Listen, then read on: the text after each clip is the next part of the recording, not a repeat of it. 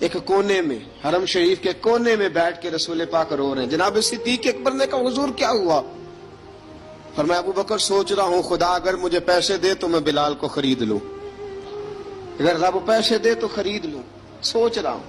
جناب ابو بکر صدیق گھر گئے، گھر جا کے حضرت عباس کو بھیجا، کہا امیہ میرا مخالف ہے، مجھ سے وہ بات نہیں کرے گا، آپ جائیے، آپ جا کے کہیے بلال کو بیچ ڈالے.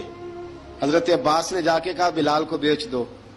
کہنے لگا میری قیمت بہت زیادہ ہے، 50 دینار کا میں نے خریدا ہے اور میں منافع لے کے بیچوں گا.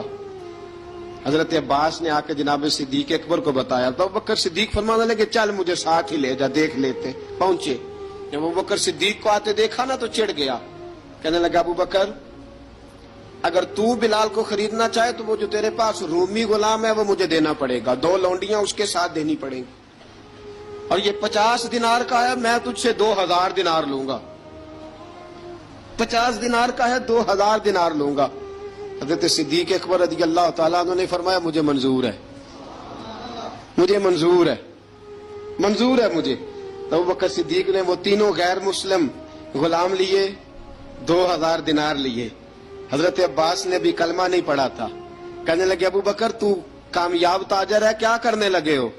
تو حضرت ابو بکر صدیق کہنے لگے آپ نے بھی کلمہ نہیں پڑھا، آپ کو اس سودے کا پتہ نہیں، آپ ابھی اس لذت آشنائی سے واقف نہیں، آپ نے بھی یہ ذائقہ چکھا نہیں، آپ ابھی اس راہ سے گزرے نہیں، آپ کو پتہ نہیں یہ بھی ایک ذائقہ ہے، یہ بھی ایک سودا ہے، یہ بھی ایک لذت ہے، یہ بھی ایک گہرائی ہے، یہ بھی ایک مزہ ہے، اس کا بھی آپ کو علم نہیں، آپ نے کلمہ نہیں نہ پڑھا. محبت کو سمجھنا ہے تو نہ سے خود محبت کر، کنارے سے کبھی اندازہ طوفان نہیں ہوتا. فرمایا ابھی تو راہ گزر میں ہے، قید مقام سے گزر، ابھی ذرا آگے چلیں گے نا، جب آپ کلمہ پڑھیں گے تو آپ کو پتہ چلے گا. حضرت سیدنا بلال حبشی کو لینے کے لیے صدیق اکبر پہنچے، 2000 دینار، 3 غلام پڑھے لکھے سیانے سمجھدار. جب دیے نا تو امیہ کھل کھلا کے ہنسا، کہنے لگا ابو بکر بڑے گھاٹے کا سودا کیا تو نے، ابو بکر تو نے بڑے گھاٹے کا سودا کیا ہے. یہ پڑھا لکھا مجھے دے کے جا رہا ہے اور یہ ان پڑھ تو لے کے جا رہا ہے، یہ خوبصورت رومی غلام دے کے جا رہا ہے اور یہ حبشی کالے رنگ کا تو لے کے جا رہا ہے، اور 50 دینار کا غلام 2000 دینار میں تو لے کے جا رہا ہے. اتنے گھاٹے کا سودا، اتنی بڑی نادانی. حضرت جناب سیدنا صدیق اکبر رضی اللہ تعالیٰ کہنے لگے امیہ تو کافر ہے لیکن تو نے ابھی بھی پیسے تھوڑے مانگے ہیں، تو نے بلال کا رنگ دیکھا ہے، میں نے مصطفیٰ کے عشق کا رنگ دیکھا ہے. فرمایا تو ابھی اس کے رنگ میں الجھا ہوا ہے اور میں جو اس کے باطن کا حسن ہے وہاں تک پہنچ گیا ہوں.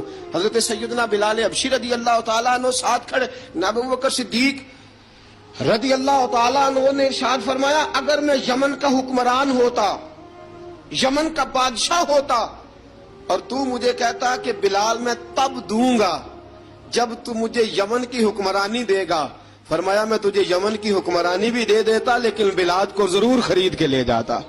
حضرت بلال حبشی